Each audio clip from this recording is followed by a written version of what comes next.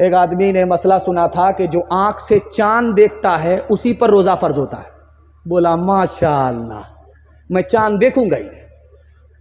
निगाह गाड़ करके चलता था, ज़मीन में निगाह गाड़ करके चलता था। ससुराल में आया, खाना ओभर खा लिया था। जब पेट खराब हुआ तो चला गया झाड़े के लिए, हाजत पूरी करने के लिए चला गया। रात का वक्त था, आसमान पर चांद था, उसका अक्स पानी में उतर रहा था। जब झाड़े से फारिग हुआ, हाजत से फारिग हुआ तो आया तहारत के लिए। जैसे ही तालाब के करीब आया, चांद नजर आया तो कपाड़ पीटने लगा कि देखिए ये पीछा करते करते यहां तक आ गया। अस्तगफिरुल्लाह। हाथ उठाइए, वादा कीजिए इस साल रोज इलाज करेंगे, अगले साल रोजा रखेंगे। बिल्कुल सही जा रहा, 2-4 आदमी हाथ उठा दीजिए, इंशाअल्लाह हम फांसी पर आपको चढ़ा ही देंगे, इसमें कोई देर नहीं है। सहरी की खुशियां देखो, इफ्तार के मजे भी, प्यारा महीना आया, प्यारे ताम लेकर। सहरी की खुशियां देखो, इफ्तार के मजे भी, प्यारा महीना आया, प्यारे ताम लेकर। नीयत सभी की हो ये करना है एतकाफ़, चलते रहे नबी जी जिसको दवाम लेकर। रमजान आ रहा है, प्यारे सियाम लेकर। मेहमान आ रहा है, प्यारा क़ियाम लेकर। आपका दिल खुश होगा। रमजान के हवाले से मैं पैगाम को मुकम्मल करने के लिए जा रहा हूं, ध्यान से सुनिएगा, तेजी के साथ निकल जाएगा। रमजान में मरा है मुसलमान, उसने कोई गुनाह नहीं छोड़ा, इतना बड़ा गुनहगार, मगर किस्मत उसकी, मुकद्दर उसका। मरा है तो रमजान में मरा है। दुनिया का सबसे बड़ा पापी मुसलमान, कोई गुनाह नहीं छोड़ा इस धरती पर जो उसने अंजाम ना दिया हो, लेकिन किस्मत उसकी, मुकद्दर उसका। मरा तो रमजान में मरा, क्या फायदा होगा? तो लिखा के 2 फायदे होंगे। हदीस कहती है कि रमजान में दोज़ख का दरवाजा बंद होता है, जन्नत का दरवाजा खुला है। जैसे ही गुनहगार मुसलमान रमजान में मरा, मरते ही जन्नत में दाखिल हो गया, रमजान की बरकत से अजाब कब्र भी उठा लिया गया। ये तो मुसलमान के बारे में है। अगर मरने वाला गैर मुस्लिम है, मुशरिक मरा है, शिर्क के बगैर नहीं, शिर्क के साथ मरा है, काफिर मरा है, कुफ्र के बगैर नहीं, कुफ्र के साथ मरा है, मगर किस्मत उसकी, मुकद्दर उसका, रमजान में मरा है, गैर मुस्लिम है, तो लिखा कि कुफ्र और शिर्क की वजह से जन्नत में तो दाखिल नहीं होगा, मगर रमजान की बरकत से जब तक रमजान बाकी है उससे भी अल्लाह अजाब कब्र उठा लेता। जब रमजान में लोग इफ्तार खोलने के लिए दस्तरखान पर बैठते हैं, अभी 5 मिनट बाकी है रोजा खोलने में, तो दस्तरखान पर देखते हैं कि अंगूर कहाँ है, अंडा कहाँ है, पूरा निशाना बना करके बैठे हुए हैं और आज़ान का इंतज़ार कर रहे हैं कि अंगूर को बाप से भेंट करा देंगे, ज़रा आज़ान तो होने दो। लेकिन जब दस्तरखान को गौर से देखता है कि अंगूर कहाँ है, अंडा कहाँ है, तो आँख ठंडी हो जाती है। और जब आज़ान की सदा आती है, जैसे ही अंगूर लेकर के हलक के नीचे उतारा, जैसे ही रूह अफ़ज़ा शरबत हलक के नीचे उतारा, रग रग सैराब हो जाती है, दिल को वो सुकून मिलता है, 1 मिनट में वो मजा मिलता है जो साल भर कभी नसीब नहीं होता। इससे भी ज्यादा मजा कब आएगा? ये नमूना आपकी खिदमत में रखने के लिए जा रहा हूं, दुनिया में नहीं आएगा। कहां आएगा? जब जन्नत में मुसलमान पहुंचेगा, जन्नत को देखेगा फिर भी मजा नहीं आएगा, जन्नत की नेमत को खाएगा फिर भी मजा नहीं आएगा।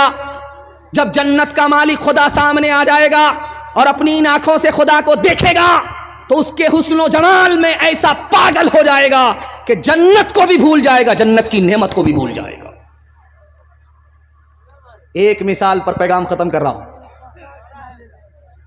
ये लोग हरकत में रहेंगे, आप लोग सुकून में रहिए। ध्यान से सुनिएगा, एक मिसाल पर पैगाम खत्म कर रहा हूं। ये बेलगच्छी है, बेलगच्छी के बाद ये बानपुल है, उसके बाद डगरवा है। नया आदमी को पूछना पड़ता है कि यार ये बानपुल कहाँ है, पुल तो नजर नहीं आता है, और बान कहाँ है, पुल कहाँ है। तो ये भटक जाता है, तो पूछता है यार बेलगच्छी के बाद है कि बेलगच्छी से पहले। जो इधर से आता है वो पूछता है कि डगरवा से पहले है या डगरवा के बाद है। तो जो रहबर हैं वो बताते हैं कि आपको परेशान होने की जरूरत नहीं है, दायां बायां मत लीजिएगा, सीधे आ जाइएगा, आप सीधा जलसा में पहुंच जाइएगा, बस्ती में पहुंच जाइएगा। तो वो दायां बायां छोड़ करके जैसे ही आया वो सीधा कब्रिस्तान पहुंच गया। सर पर हाथ रख करके कहता है कि यहां का आदमी कैसा मजाक करता है, जिंदा आदमी को कब्रिस्तान पहुंचा देता है। वो पलट करके बोला कि भाई साहब मैं बस्ती पूछ रहा था जहां जलसा है, आपने जिंदा आदमी को कब्रिस्तान भेज दिया। उसने कितनी बड़ी बात कही है, कितनी बड़ी प्यारी बात कही है, अकल का नाखून। लो, तुम जिसको बस्ती समझ रहे हो वो दरअसल कब्रिस्तान है।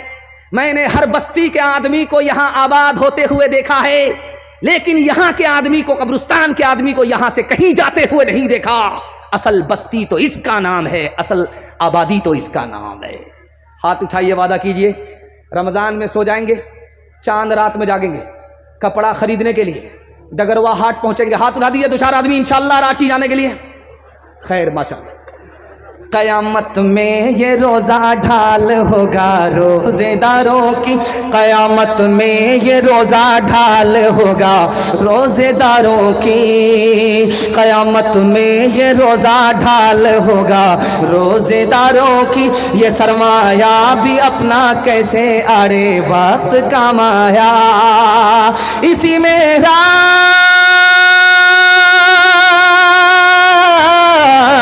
इसी में रात इकाई हजारों माह से अफजल, कि जिसमें चश्मे रहमत से बंदों को सलाम आया, कि जिसमें चश्मे रहमत से बंदों को सलाम आया। आखिरी पैगाम आपकी खिदमत में और जहमत तमाम। ये ऑपरेटर इतना शानदार है कि मुझे इनको देख करके ही महसूस हो गया था कि जलसा को कामयाब करने में सबसे बड़ा इसका हाथ रहा। माशाल्लाह इतनी अच्छी सर्विस है इनकी, इसको अंदाज़ा है कि कहाँ बढ़ाना है कहाँ घटाना है। और ये माइक इतना जवान है, अगर मैं इससे टकरा गया मुझको बूढ़ा कर देगा। मैं संभल करके आपको बयान सुना रहा हूँ। इतनी दूर से मैं चल करके आपकी खिदमत में आया हूँ। आप बोलेंगे बगल का है, लेकिन जलसा चल रहा है। एक कोने में जलसा होता है, वहाँ से निकल करके दूसरे कोने में आना पड़ता है, फिर यहाँ से जलसा करके तीसरे कोने में निकलना पड़ता है। बहुत दूर से मैं आपकी खिदमत में आया हूँ, लेकिन 3 मिनट का पैगाम सुनाने के लिए आया हूँ। और कुर्सी पर बैठ करके मैं गारंटी लेता हूँ, आपके हाथ में भी पैसा होगा, जेब में भी पैसा होगा, घर में भी पैसा होगा। ज़रूरत ख़त्म हो जाएगी, पैसा ख़त्म नहीं होगा, गारंटी लेता हूँ। मगर इसके लिए आपको 2 काम करने हैं। पहला काम हलाल कमाना। अगर हराम कमाते हैं तो मैं गारंटी वापस ले रहा हूँ। और दूसरा काम हिसाब से खर्च करना है। थोड़ा पैसा है, थोड़ा खर्च कीजिए। पैसा है नहीं, दूसरे को देख करके, दिखा करके पैसे को मत उड़ाइए। मैं गारंटी लेता हूं, हिसाब से पैसा खर्च करके 1 साल दिखाइए, हलाल कमा करके 1 साल दिखाइए। मैं गारंटी लेता हूं मसनद रसूल पर, हाथ में भी पैसा होगा, जेब में भी पैसा होगा, घर में भी पैसा होगा। जरूरत खत्म हो जाएगी, पैसा खत्म नहीं। अल्लाह किस पर ज्यादा मेहरबान है, अमीर पर या गरीब पर? आपका दिल बड़ा खुश होगा। जब अमीर आएगा खुदा के पास तो खुदा पूछेगा माल के बारे में, कहां कहां से कमाया था, कहां कहां खर्च किया। जब तक जवाब नहीं आएगा 1 इंच हिल नहीं सकता। कुर्बान जाइए खुदा की मेहरबानी पर। जब गरीब आएगा तो खुदा माल के बारे में नहीं पूछेगा, हाल के बारे में पूछेगा, क्या हाल है, खैरियत तो है। जितना वो गरीब पर मेहरबान है उतना अमीर पर भी मेहरबान है। और एक बात मैं बड़े अदब से कह रहा हूं, मुसलमान माल से गरीब नहीं है, चाल से गरीब है। कैसे? अभी ये रमज़ान का चांद निकलेगा, इसके बाद ईद का चांद निकलेगा, तो मार्केट में कपड़ा खरीदने में सबसे आगे वो होगा जिसने 1 रोज़ा नहीं रखा। 1 रोज़ा नहीं रखा वो कपड़ा खरीदने में सबसे आगे होगा, नमाज पढ़ने में सबसे आगे होगा। और जिसने रोज़ा रखा होगा उसको आप मार्केट में कम देखेंगे, और ईद में सबसे बाद में नमाज पढ़ते हुए आप देखेंगे। ईद को मुसलमानों ने इबादत रहने नहीं दिया, ईद को मुसलमानों ने त्यौहार बनाया। कपड़ा खरीदने में जेब को नहीं देखा, चादर को नहीं देखा, औकात को नहीं देखा, दूसरे को देख करके दिखा करके मुसलमान पैसे को पानी की तरह बहाया, और बहाने के नतीजे में ज़कात के पैसे से भी घर का कपड़ा खरीद लिया, फितरे के पैसे से भी घर का कपड़ा खरीद लिया। जब ज़कात वसूलने वाला मदरसे का आदमी आया तो उसको गाली दिया, ताना दिया। जब फितरा वसूल करने के लिए गरीब आया तो उसको धक्के दिया। रमज़ान आया, चला गया, और ये मालदार कल भी जलील था, आज भी जलील है, क़यामत तक जलील है। मुसलमान माल से गरीब नहीं, चाल से गरीब। हाथ उठाइए, वादा कीजिए गरीबों पर मेहरबान होंगे इंशाअल्लाह, हकदार का हक अदा करेंगे इंशाअल्लाह, जो खुदा से नहीं मिला ससुर से लेंगे इंशाअल्लाह।